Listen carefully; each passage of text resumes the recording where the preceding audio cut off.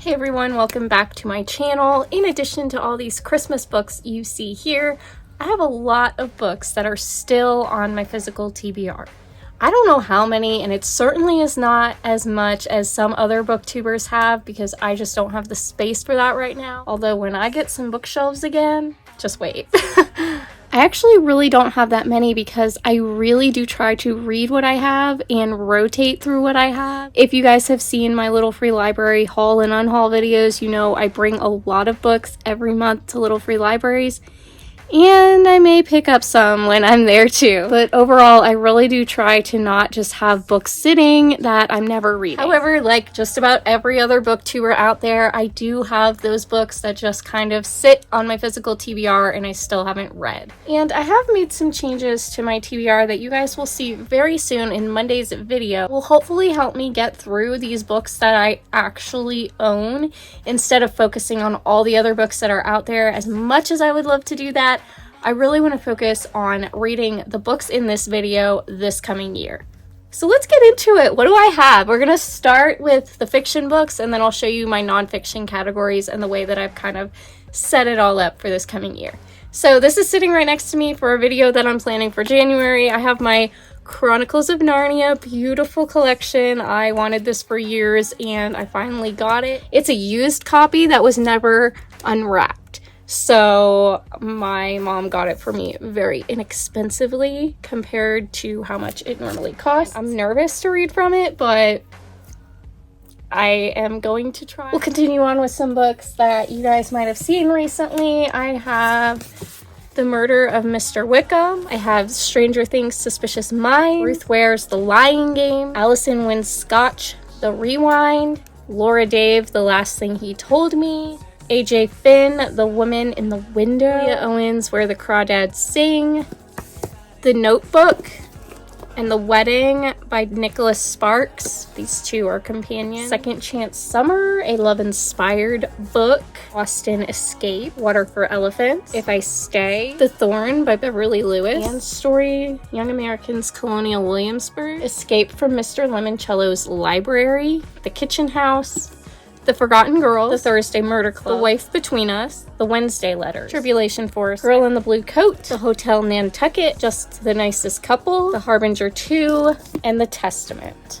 Including the Narnia collection, that's only 28 fiction. Definitely not as many as a lot of people out there, but still enough that I need to get through these. But I do have the goal of getting all of my fiction books to fit on this TBR cart, so we'll see if I have too many, which you guys will see in my TBR video when I have all of my fiction books on here.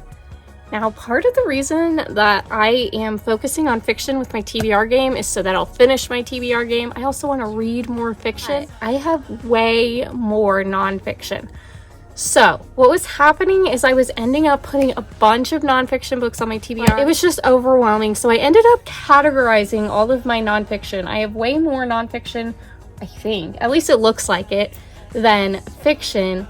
So I put them into categories. First of all, these are the books that I'm continuing from 2023.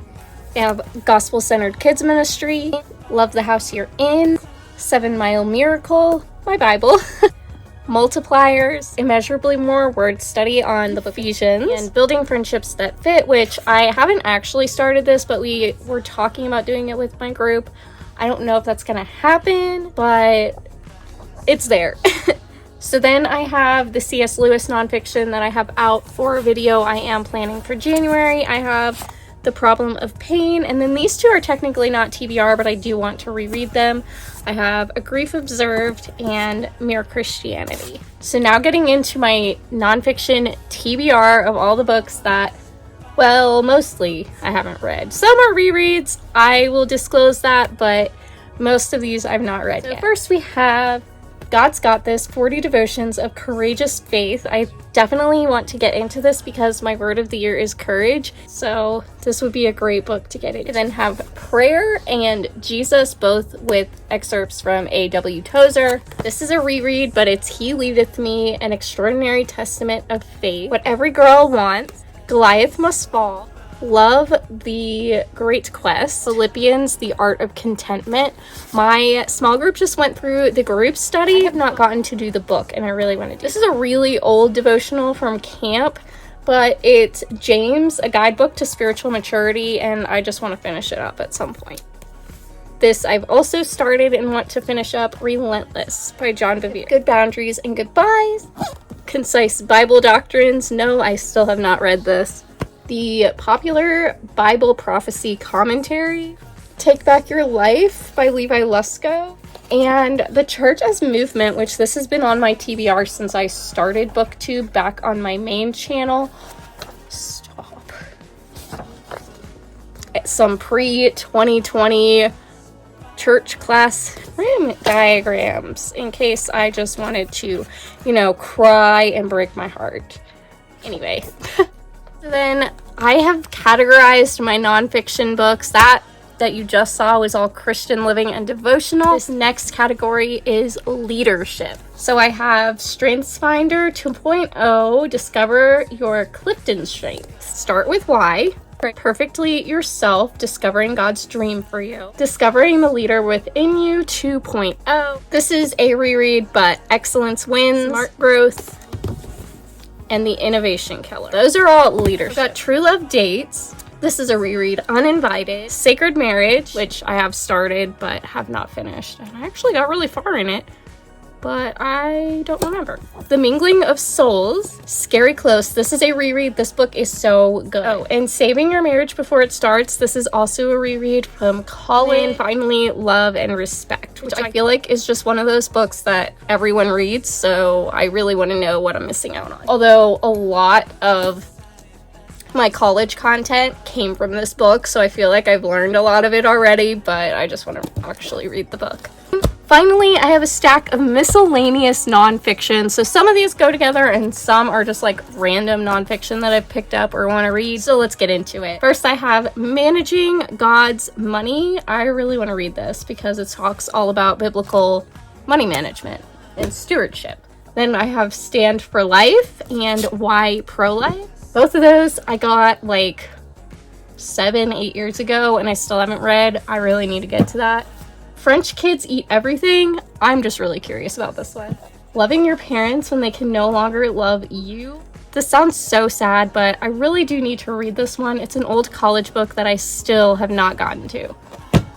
This is a reread. After 3, Know, Walk, Respond. If you saw my Try a Chapter, you know what I'm saving this for. Isolating Insecurity. This is also a reread, but it's so good. Where I Am. Triumph on Ice.